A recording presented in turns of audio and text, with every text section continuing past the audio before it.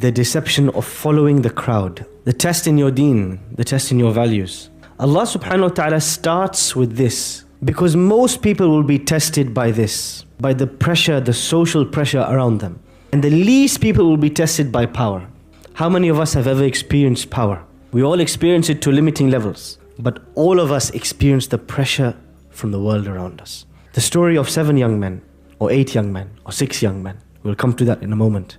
When Allah introduces these people, and He introduces the story, Allah says, they were young men who believed in Allah.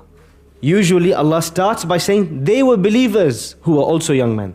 But this time He flipped. He started by saying they were young men because it is exceptional.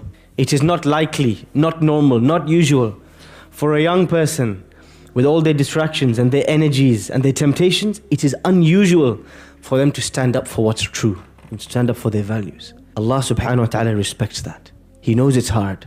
And so in order to honor them, the first thing He mentions is the quality that many of us, we don't realize is important. إِنَّهُمْ فِتْيَةٌ.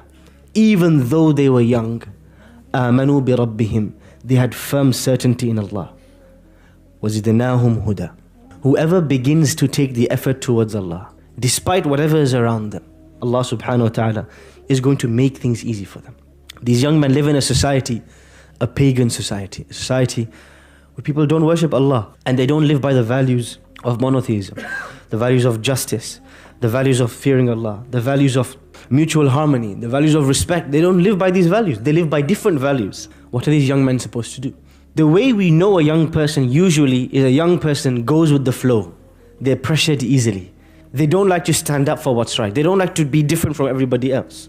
When they study this in school, they call this peer pressure, the pressure from the people around you.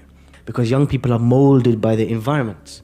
So this is a terrible environment for them to be in. It's an environment where if they folded like a pack of cards, if they give up, they will just be like everybody else. What is the lie that we are told? Everybody else is doing this, are you going to be different? Everybody's doing this, are you going to stand out, stick out like a sore thumb, as they say? This deception, this lie is given to these young men, but they don't take it, they don't gulp it. And Allah subhanahu wa ta'ala says, إِذْ أَوَى الْفِتْيَةُ إِلَى الْكَهْفِ. When they realized that they wouldn't be able to live in that society and practice their values, they knew they had to find a cave. People in this country, they say, the Muslims don't integrate into society. They have their own masjids, their own ways of life, their own little communities. We want them to integrate better into society. One of my teachers, he put it well. Why would I integrate into something that is disintegrating? Why would I join something that's breaking apart? 1 in 3 young girls in this country are harming themselves with a sharp object due to depression and anxiety. 1 in 3 old people are dying due to loneliness. Why would I want to integrate? I would rather set up something better and allow my children to live on those values.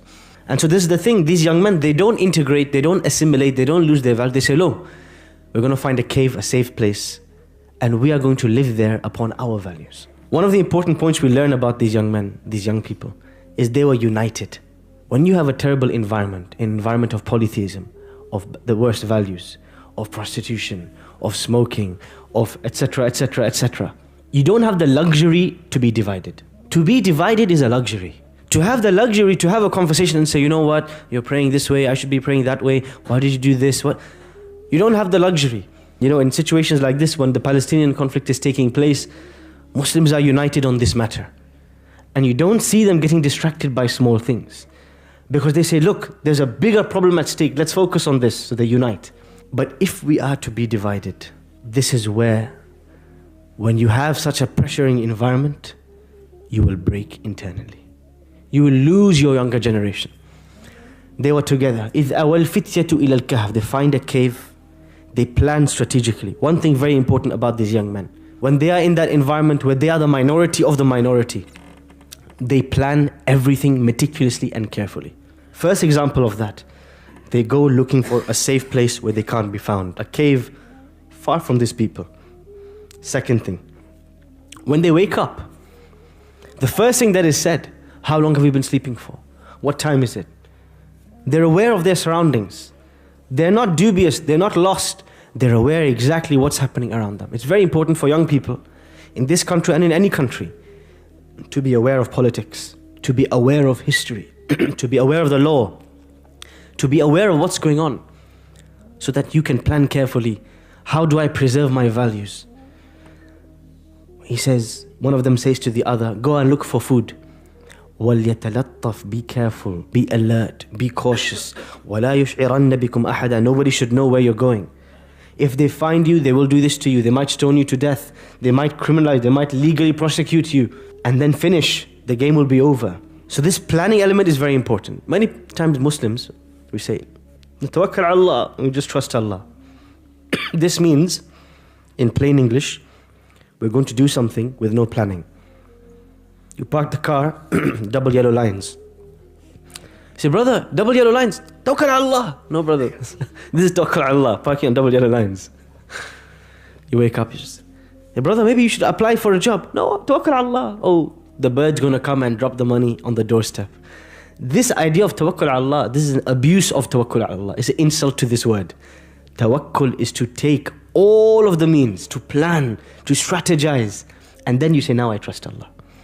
Not to sit back and do nothing. So these young men, they plan, they choose a place, they choose a time of night to escape. They're aware of their surroundings, of the consequences of their actions. But the most important thing is to make dua to Allah. Because these young men, they realize something very important.